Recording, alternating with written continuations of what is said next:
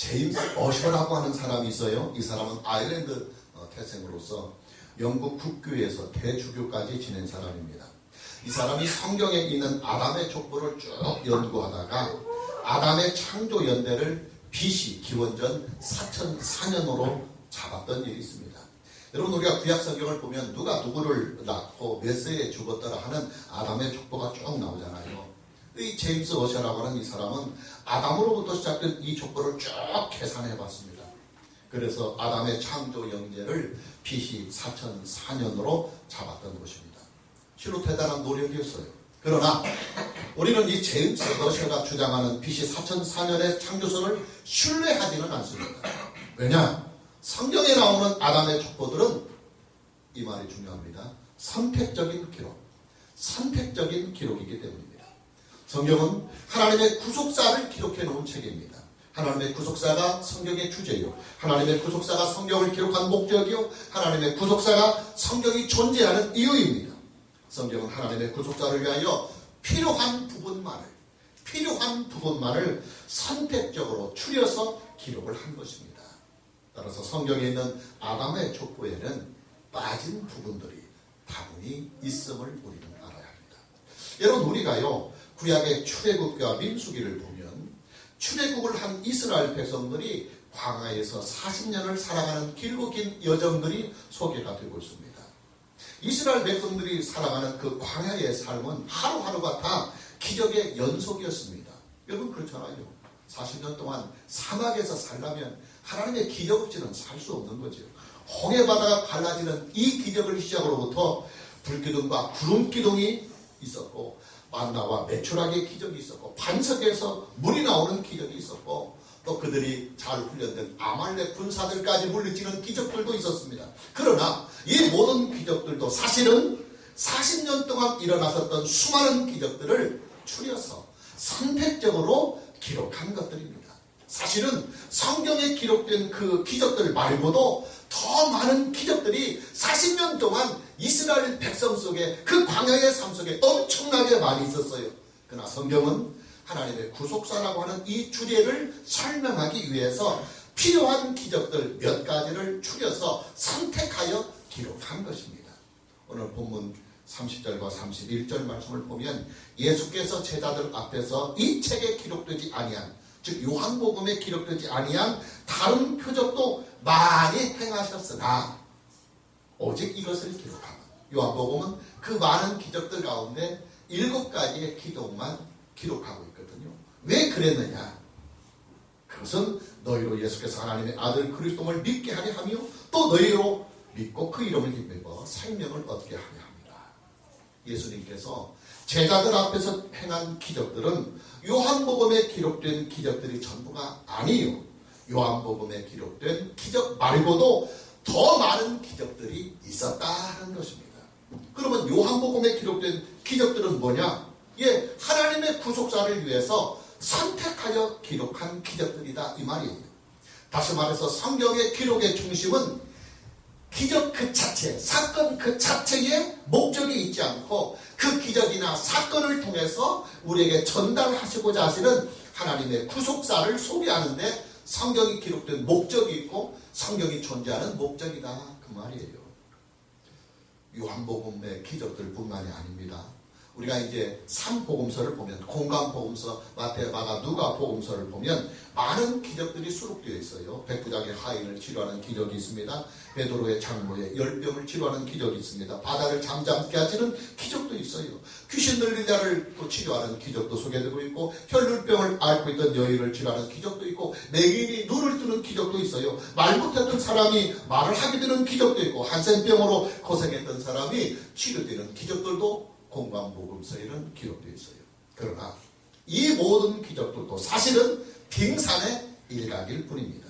예수님께서 행하신 더 많은 기적들이 많이 있지만, 하나님의 구속사라고 하는 이 주제를 설명하기 위해서, 하나님의 구속사라고 하는 이 주제를 성경은 나타내 주시기 위하여 공관복음서는 필요한 기적들 몇 가지만 추려서 선택적으로 기록했다, 그 말이에요. 그래서 여러분, 성경의 기록은요 선택적 기록입니다. 선택적 기록. 성경에 나오는 수많은 사람들은 사실은 하나님의 구속사를 위하여 필요한 사람들을 선별해서 성경에 기록했습니다. 성경에 나오는 모든 사건들도 사실은 하나님의 구속사를 위하여 필요한 사건들을 추려서 선택하여 기록한 것입니다.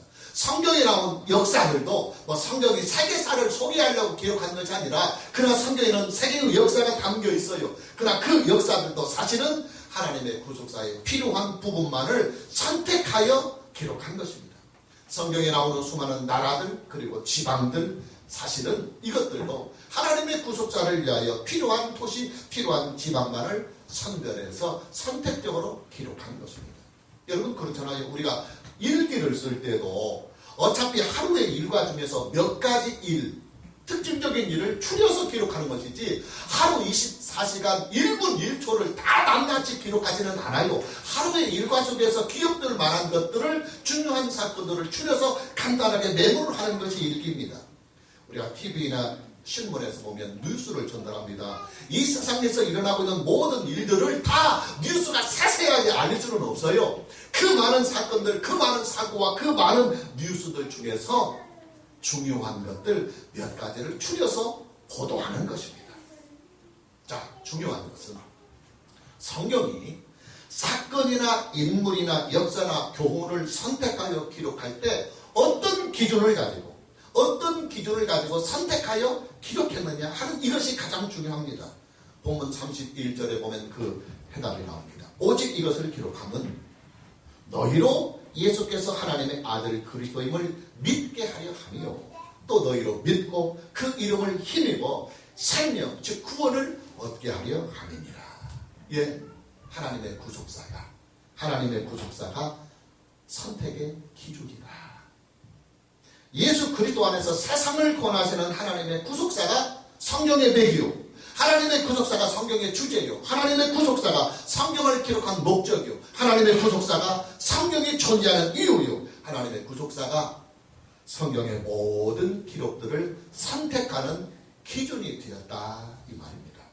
그래요 여러분, 그러니 우리는 성경을 볼 때 성경에 나오는 인물들에게 초점을 맞춰서는 안 돼요.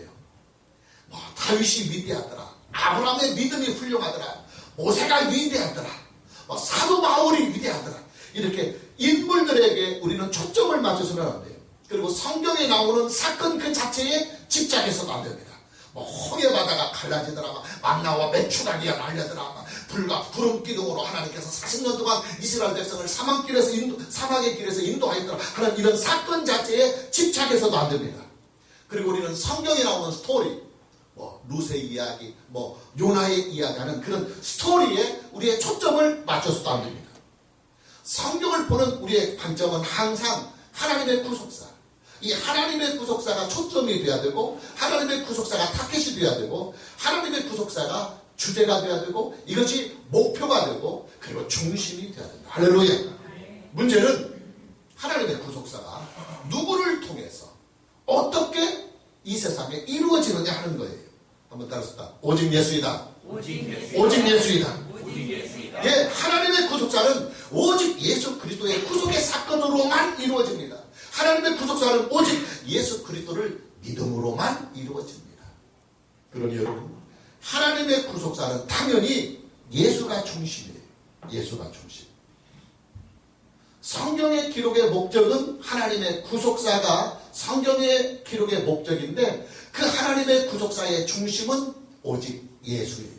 그래서 구약 성경은 오직 예수에 대한 기록이고, 신약 성경은 오직 예수에 대한 기록이라고 말하는 거예요.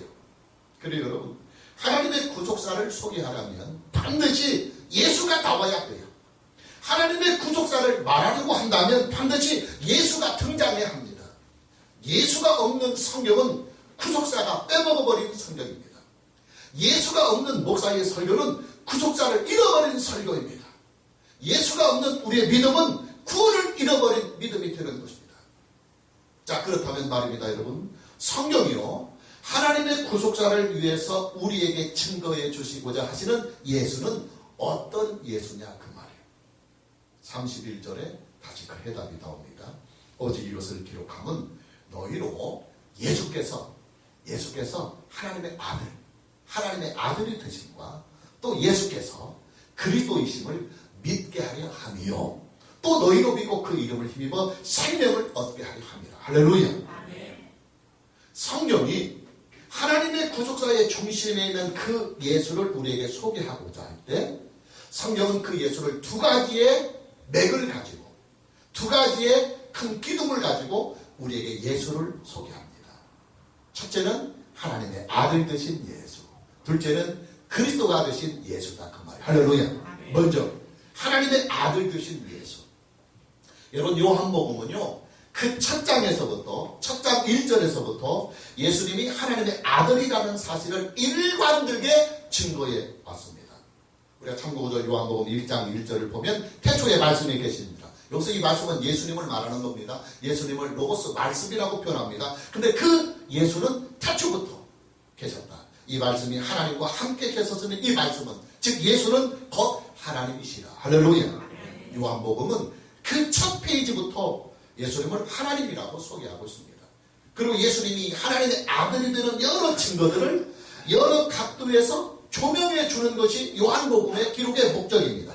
첫째는 구약의 여러 예언들이 예수님에게서 성취되었다 하는 것을 보여주면서 구약에서 메시아를 예언하고 하나님의 아들을 예언했던 그분이 바로 예수다 하는 것을 예수와 구약의 예언들의 성취를 통하여 예수님이 하나님의 아들이 되는 사실을 증거해 주십니다. 그리고 둘째는 유대인들 모두가 그렇게 존경하고 있는 세례 요한의 증거를 통해서 예수님이 하나님의 아들이라는 사실을 요한복음은 증거합니다. 그리고 셋째는 예수님께서 행하신 기적들입니다.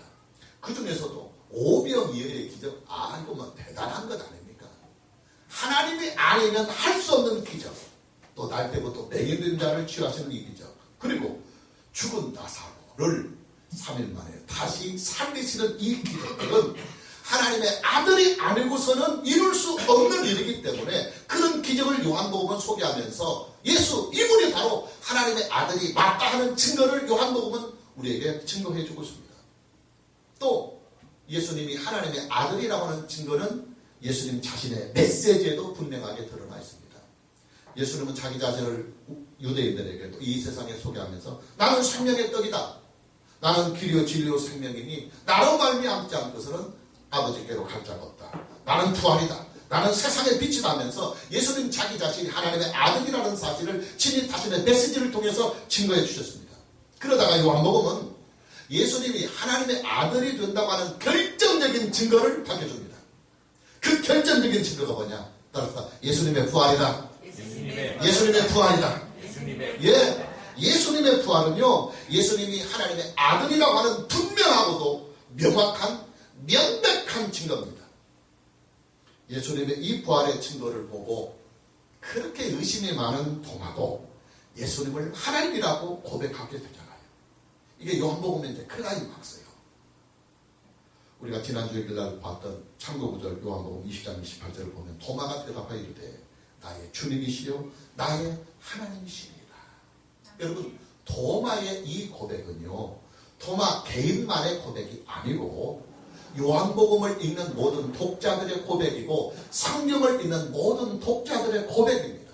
성경을 본 내가 마지막에 고백하는 것은 성경을 읽은 내가 마지막으로 고백하는 것은 성경 말씀을 들은 나의 결론적인 고백이 뭐냐면 예수 그분은 하나님의 아들이 맞다 하는 고백이 성경을 통해서 성경을 보고 듣고 그리고 성경을 만난 사람은 최종적으로 고백하게 되더라. 할렐루야. 여러분 저와 여러분들은요 성경을 통해서 하나님의 아들이신 예수를 만나야 합니다. 저와 여러분들은 성경을 통해서 하나님의 아들이신 그리스도를 믿어야 합니다. 할렐루야.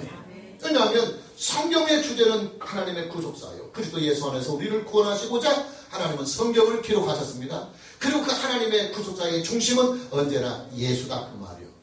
어떤 예수냐면 첫째로 하나님의 아들 되는 예수를 성경은 줄기차게 일관되게 증거하고 있기 때문에 우리는 신구약 성경을 통해서 하나님의 아들 되신 예수를 알고 만나고 믿어야 한다. 할렐루야.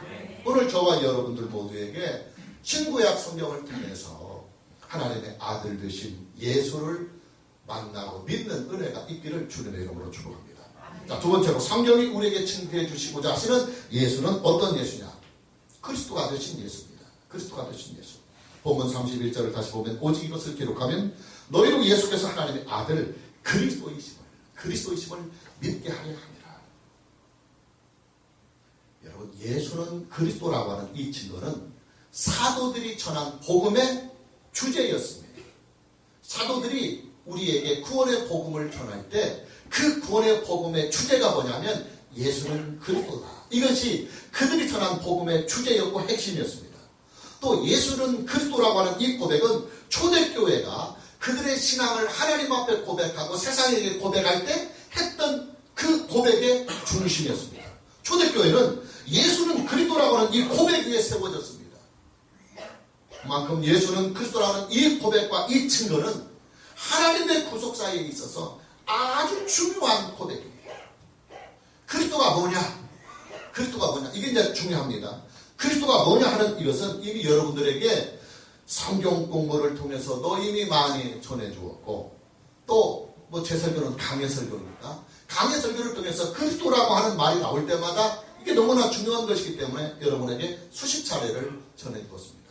그러나 또 오늘 본문이 다시 나오니까 이 본문에서 다시 이것을 짚고 넘어야 하기 때문에 다시 한번 간단하게 정리를 해보고자 합니다. 여러분 집중하십시오. 하나님의 나라가 이 세상에 이루어지려면 복음의 완성은 하나님의 나라입니다. 하나님의 나라. 우리가 뭐 예수 믿어서 뭐 건강해지고 뭐 돈 좀 벌고 뭐 자손이 잘 되고 이것을 위하여 하나님이 예수를 십자가에 달리신 것이 아니라 궁극적으로는 우리를 구원해 주셔서 우리로 하여금 땅으로 존재하는 하나님의 나라에 부활한 영생의 몸을 가지고 영원히 살게 하는 것이 하나님의 구속사의 마지막 목표이고 이게 최종적인 완성입니다. 근데 그 하나님의 나라가 이 세상에 이루어지려고 하면 세 가지의 직분이 있어야 하고 세 가지 일이 이루어져야 합니다. 첫째는 뭐냐면 대제사장 직분이 있어야 됩니다. 여러분, 이 대제사장은 사람을 대표합니다. 자, 우리는 다 죄인들입니다. 그렇기 때문에 이 죄인들이 하나님 앞에 다이렉트로 나아갈 수 없어요.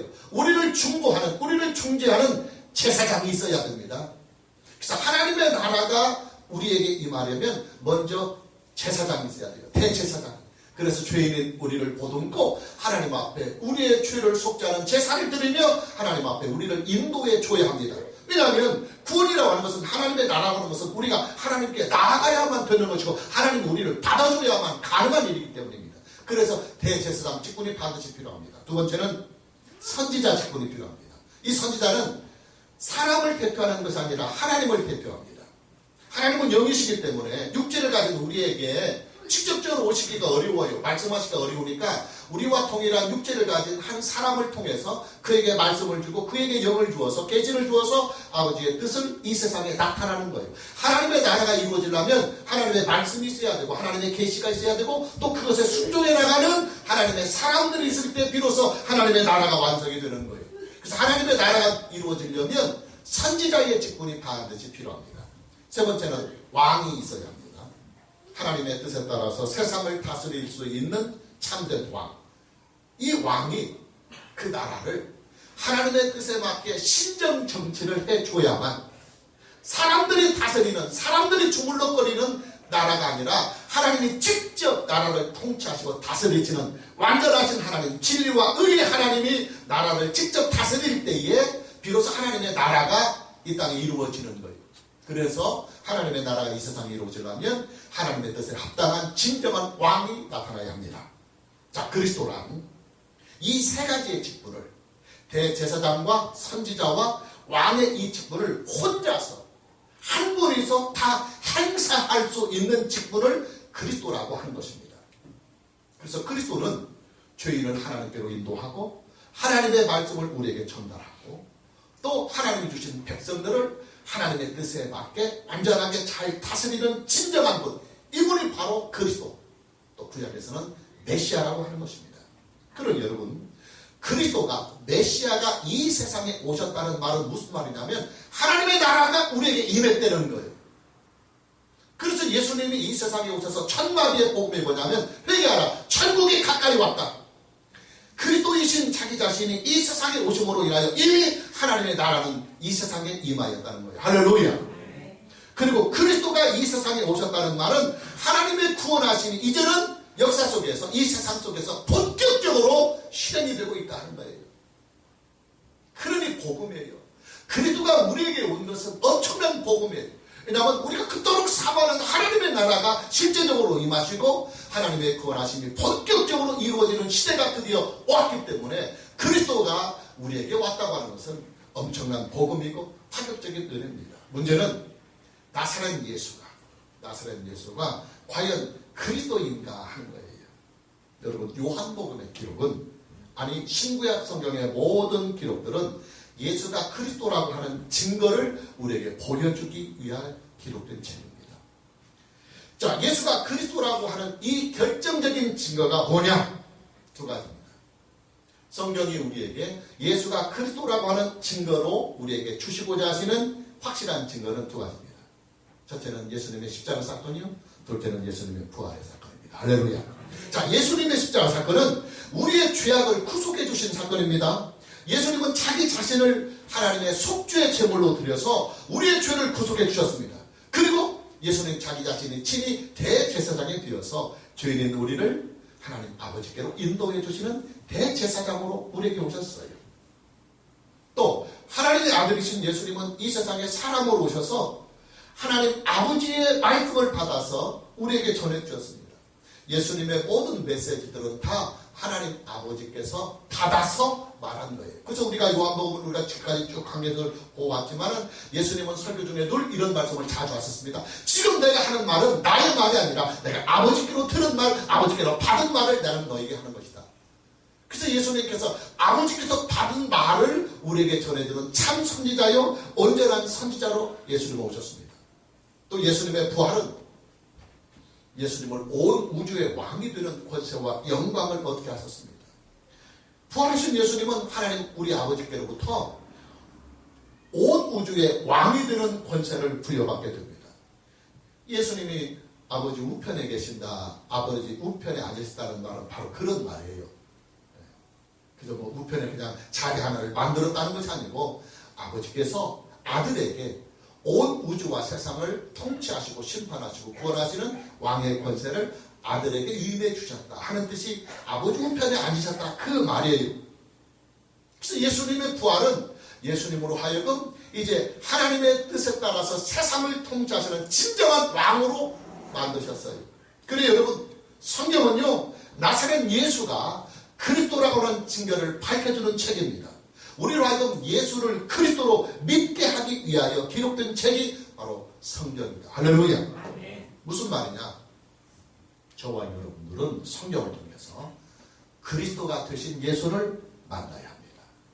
저와 여러분들은 어떤 예수를 만나야 되냐면 신구약 성경을 통해서 그리스도가 되신 예수, 죄인인 나를 하나님께로 인도하고 또 하나님의 그 말씀을 나에게 주시고 나로 하여금 내 생명과 내 인생을 하나님의 뜻에 합당하게 나를 다스리시고 인도하시고 그리고 보듬어 주실 그리스도, 그 그리스도를 바로 성경이 예수라고 우리에게 증거해 주고 있기 때문에 우리는 그리스도가 되신 그 예수를 성경을 통해서 만나고 믿어야 하는 것입니다. 할렐루야. 요즘 우리들 주변에서 보면 성경을 가지고 구속사가 아닌 이상한 것들을 선전하는 책들도 많고 세미나들이 많이 일어나고 있어요. 뭐 성경을 가지고 부자가 되는 법을 가르칩니다. 뭐 말하는 거 여러분들 시중에서 책 보면 알 거예요. 또 성경을 가지고 성공하는 법을 가르칩니다. 성경을 가지고 머리를 좋게 하는 법을 배워줍니다. 또 성경을 가지고 처세술을 가르칩니다. 성경을 가지고 심지어는 임신하는 법을 가르칩니다. 또 성경을 가지고 결혼을 못하는 총각들을 대상으로 결혼하는 법을 또 성경적인 결혼법 해가지고 가르치기도 합니다. 선전은 아주 그럴싸합니다. 성경적인 부자가 되는 법, 성경적인 성공의 길, 성경적인 처세술 하면서 선전은 그럴싸합니다만은 그러나 여러분, 이 모든 것들은요 엄밀하게 말해서 성경을 가지고 장난치는 일들입니다. 왜냐하면 성경은 그 기록의 목적이 하나님의 구속사에 있어요. 성경은 그 기록의 중심이 하나님의 구속사에 있어요. 성경의 초점은 하나님의 구속사에 있어요. 그리고 그 하나님의 구속사의 중심은 언제나 오직 예수 그리스도이다. 할렐루야. 그러니 이 중심에서 하나님의 구속사와 오직 예수의 이 중심에서 이탈해버리면 이것은 성경을 잘못 사용하는 거예요. 이것이 성경의 본질이기 때문에 이것이 아니고 다른 것을 가지고 성경을 가지고 말한다면 그것은 성경 가지고 장난치는 행위입니다. 오늘 저와 여러분 모두에게 성경으로 예수를 만나고 성경으로 예수를 믿어서 하나님의 구원하심에 참여하게 되는 은혜가 있기를 주님의 이름으로 축복합니다. 아멘. 세 번째로 이 대목이 굉장히 중요합니다. 우리를 구원하는 능력은 우리의 믿음에 있는 것이 아니라 우리 주 예수 그리스도의 구속의 은혜에 있다. 할렐루야. 본문 31절을 봅니다. 오직 이것을 기록함은 너희로 예수께서 하나님의 아들 그리스도임을 믿게 하려 함이요. 그 다음 문장 또 너희로 믿고, 이것이 가장 중요합니다. 그 이름을 힘입어 생명을 얻게 하려 합니다. 또 너희로 믿고 그 이름을 힘입어 예수 그리스도의 이름을 힘입어 생명을 얻게 하려 합니다. 개혁주의 구원관에서 아주 중요한 말씀입니다. 여러분, 사람들이요, 예수 믿는 사람들이 가끔씩 착각을 해요. 어떤 착각을 하냐면 나의 믿음이 나를 구원한다고 착각해요. 나를 구원하는 구원의 능력이 내 믿음에 있다고 착각합니다. 그러나 여러분, 우리는 이것을 알아야 합니다. 만일 우리를 구원하는 그 능력이 우리의 믿음 그 자체에 있다고 한다면 우리의 구원은요, 우리의 믿음의 정도에 따라서, 우리의 믿음의 차이에 따라서 구원도 함께 요동을 칠 수밖에 없어요. 믿음이 좋을 때는 구원의 능력이 있지만 믿음이 부족할 때는 구원의 능력이 사라지게 되잖아요. 아침에는 믿음이 좋았는데 갑자기 심기가 불편한 일이 생겨져서 저녁에는 믿음이 뚝 떨어졌다고 해봅시다. 그럼 그 사람의 구원은 어떻게 되겠습니까? 아침에는 믿음이 좋으니까, 왜냐하면 믿음 그 자체에 구원의 능력이 있다고 한다면 믿음이 언제나 좋아야 하니까, 그래야만 구원이 있게 되니까, 아침에는 믿음이 좋으니까 아침에는 구원을 받았다가 저녁에는 심기가 불편해서 슬럼프에 빠져서 믿음이 뚝 떨어졌다고 한다면 구원도 뚝 떨어져야 되죠. 구원도 잃어버려야 돼요. 여러분, 그건 아니잖아요. 성경이 말하고 있는 우리의 구원은 과거로부터의 구원, 현재의 구원, 그리고 미래의 구원까지를 다 총괄적으로 포함하는 구원입니다. 지금 내가 예수를 믿고 있다고 한다면 나는 이미 지난날의 모든 죄악을 다 사함받고 그 죄에 대한 책임으로부터도 완전하게 면책을 받은 거예요. 할렐루야. 그리고 지금 예수를 믿고 있다고 한다면 나는 지금 하나님의 자녀예요. 그리고 지금 내가 예수를 믿는다고 한다면 장차 예수님의 재림 때 나는 영생의 부활에 참여할 것이고 땅으로 임하는 하나님의 나라에 들어가게 되는 거예요. 할렐루야. 이것이 성경이 말하는 과거적 구원, 현재적 구원, 미래적 구원을 함께 성경은 말하고 있는 거예요. 자, 어떻게 이런 일들이 다 가능하느냐? 우리를 구원하는 능력이 나의 믿음 그 자체에 있는 것이 아니라 오직 예수 그리스도의 구속의 은혜에 있기 때문에 가능한 거예요. 나를 구원하는 구원의 능력이 오직 예수 그리스도를 우리에게 주신 하나님의 은혜에 기초하고 있기 때문에 그런 거예요. 할렐루야. 자, 그렇다면 저와 여러분의 믿음은 어떤 효과를 주느냐? 믿음 그 자체의 구원의 능력이 있지 않다고 한다면 저와 여러분이 가지는 믿음은 어떤 효과를 주느냐 하는 거예요. 여러분, 우리의 믿음은요, 예수 그리스도의 이름을 힘있게 하는 거예요. 힘있게. 그래서 본문 31절에 보면 또 너희로 믿고 그 이름을 힘입어. 너희들의 믿음은 예수 그리스도의 이름을 힘입게 한다. 그래서 그 이름을 힘입어서 생명, 즉 구원을 얻게 하려 합니다. 오늘 본문이 분명하게 기록하고 있어요. 여러분, 믿음은요, 믿음 그 자체에 구원의 능력이 있는 것이 아니에요. 우리의 믿음은 예수 그리스도의 이름을 힘있게 해주는 은혜를 제공해 줄 뿐입니다. 여기서 말하고는 그 이름을 힘입어. 이게 무슨 말입니까? 여러분이 기도를 하는 것을 한 예로 보면 알 수 있어요. 여러분, 우리가 기도할 때요, 하나님 앞에 기도할 때 우리 이름으로 기도하지 않고 꼭 마지막에 예수 그리스도의 이름으로 기도합니다 하고 여러분 기도해요. 여러분, 우리는 기도를 내 이름으로, 내 은하, 내 공로로 하지 않고 예수 그리스도의 이름으로 반드시 기도합니다. 왜 우리가 하나님 아버지께 기도할 때 예수 그리스도의 이름으로 기도합니까? 나는 거룩하신 하나님 앞에, 공의의 하나님 앞에, 진리의 하나님 앞에, 거룩하신 하나님 앞에 내 의를 가지고는 구할 수 없고, 내 삶의 공로를 가지고, 그리고 내 자신의 삶의 행위를 가지고는 감히 하나님 앞에 나아갈 수도 없고 기도할 수도 없고 하나님 앞에 은혜를 구할 수도 없어요. 그러나 감사하게도 나를 대신해서 예수님께서 십자가와 부활을 통해서 하나님 앞에 의를 세우셨고 공로를 세우셨고 내게 구속의 은혜를 주셨기 때문에 나는 그 예수 그리스도가 행하신 의와 공로와 그 구속의 은혜를 믿음으로 받아서 그 믿음을 가지고 하나님 앞에 예수 그리스도의 이름으로 기도하는 거예요. 자, 우리가 기도할 때 우리의 믿음은 어떤 역할을 하느냐? 우리의 믿음은요, 예수 그리스도의 이름을 힘있게 하는 은혜를 얻게 해주는 것입니다. 우리의 믿음은 예수 그리스도의 의와 예수 그리스도의 공로와 예수 그리스도의 그 구속의 은혜를 누릴 수 있도록 통로의 역할을 할 뿐이에요. 우리의 믿음 그 자체에 기도의 응답이 있는 게 아니에요. 어떤 사람들은 자기의 믿음이 좋아서 기도가 능력이 있고 응답받은 걸 착각해요. 내가 그래서 막 40일 금식 기도를 막 몇 번을 했느니 막 산기도를 몇 년을 했느냐고 자기 기도를 이렇게 자랑하는데 이게 다 잘못된 신앙들입니다.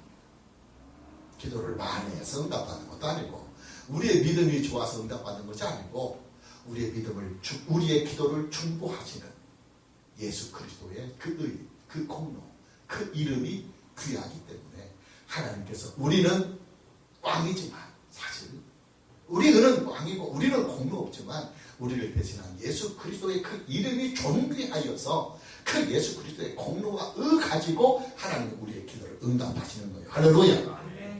자, 우리가 하나님 앞에 구원을 얻게 되는 것도 마찬가지예요. 우리의 구원의 능력은 오직 예수 그리스도의 구속의 은혜와 예수 그리스도의 의와 예수 그리스도의 공로에 있습니다. 자, 그럼 우리의 믿음은 어떤 역할을 하느냐? 우리의 믿음은 예수님께서 나를 대신하여 이루어주신 그 구속의 은혜를 힘있게 해줍니다. 힘있게 해줍니다. 우리의 믿음은 예수 그리스도의 완전한 의를 우리가 힘있게 하고 우리의 믿음은 예수 그리스도의 그 공로를 힘있게 하는 거예요. 우리의 믿음은 하나님이 예수 그리스도 안에서 우리에게 주는 그 모든 은혜들을 다 힘입을 수 있는 통로의 역할을 한다. 이것을 개혁주의에서는 집중하죠. 따라서 수납이라고 합니다. 우리의 믿음을 수납이라고 합니다. 여러분, 우리가 공과금을 내려고 한다면 공과금을 수납하는 창구에서만 수납이 가능해요. 하나님의 은혜로 주시는 우리 주 예수 그리스도의 구속의 능력을 우리가 어떻게 수납하느냐? 하나님이 예수 그리스도를 우리에게 주십니다. 하나님께서 우리에게 구원의 은혜를 주십니다. 근데 하나님께서 우리에게 그 은혜를 주실 때 수납의 창구가 있어요. 우리에게 주는 창구가 있는데 그것을 수납이라고 하는 거예요. 근데 그 창구가 뭐냐면 믿음이에요. 할렐루야. 그럼 여러분 생각해 보십시오. 수납이라고 하는 것은 일을 처리하는 과정이에요. 일을 처리하는 과정이고 절차일 뿐입니다. 공과금을 처리하는 실제적인 능력이 어디 있느냐? 여러분이 전기세를 10만 원을 내야 된다면 돈 10만 원이 실제적으로 공과금을 해결하는 능력이 되는 거예요. 여러분 자녀들의 대학교 등록금이 400만 원이라고 합시다. 그러면 여러분 자녀들의 등록금을 해결하는 실제적인 능력은 창구에 수납에 있는 것이 아니라 실제로 400만 원 돈이 있어야 하는 거예요. 돈이 해결하는 거예요. 수납이란 절차입니다. 공과금을 수납하는 그 창구에서만 공과금이 수납이 되는 거예요. 등록금을 수납하는 그 창구에서만 등록금이 수납이 되는 거예요. 여러분, 우리를 구하는 이 구원의 능력은요, 오직 예수 그리스도의 구속의 은혜에 있습니다. 다만 하나님께서 우리에게 그 예수 그리스도의 구속의 은혜를 주실 때 어떤 창구를 통해서 우리에게 그것을 수납하게 하시느냐? 우리의 믿음이다. 할렐루야. 믿음이란 하나님의 은혜가 내게 임하는 절차예요. 절차. 믿음이란 하나님의 은혜가 내게 임하는 수납의 창구 노릇을 합니다. 그럼 여러분, 우리는 우리의 구원의 문제에 대하여 믿음이 주가 돼서는 안 돼요. 사람들이 자꾸 착각해요. 나의 믿음이 나를 구원한다고 생각해서 구원의 문제에 대해 항상 믿음을 주가 되게 세워요.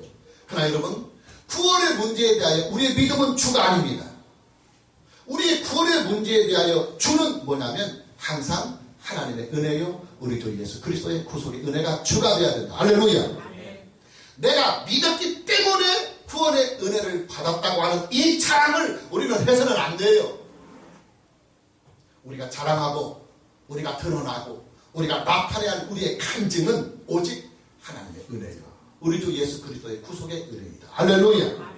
오늘 저와 여러분 모두에게 하나님께서 은혜로 주시는 우리 주 예수 그리스도의 구속의 은혜를 믿음으로 수납해서 오늘 본문 요한복음 20장 31절이 우리에게 주고자 하는 하나님의 생명, 하나님의 영생하는 그 생명, 그리고 구원, 하나님의 나라, 그리고 영생의 이 부활에 참여하는 은혜가 있기를 주님의 이름으로 축원합니다. 자, 마무리합니다. 오늘 요한복음의 기록의 목적, 아니 신구약 성경 전체의 기록의 목적이 요한복음 20장 31절의 이 짧은 한 절에 축약해서 설명되고 있습니다. 성경이 뭐 때문에 존재하느냐? 성경이 너희들에게 주고자 하는 것이 무엇이냐? 너희를 구원하고자 합니다. 그 구원을 어떻게 이루느냐? 오직 예수입니다. 그런데 어떤 예수냐? 하나님의 아들 예수요 그리스도가 되신 예수이다.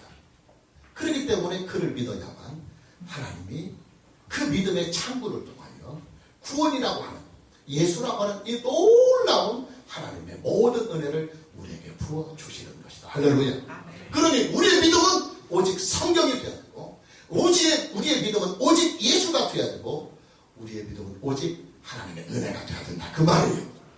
오늘 저와 여러분 모두에게 우리 전주 시편교회가 가지고 있는 개혁신앙의 이 중요한 세 가지의 주제, 오직 예수, 오직 하나님의 은혜, 오직 성경, 이 믿음이 말씀과 성령으로 충만하게 임하기를 주님의 이름으로 축복합니다.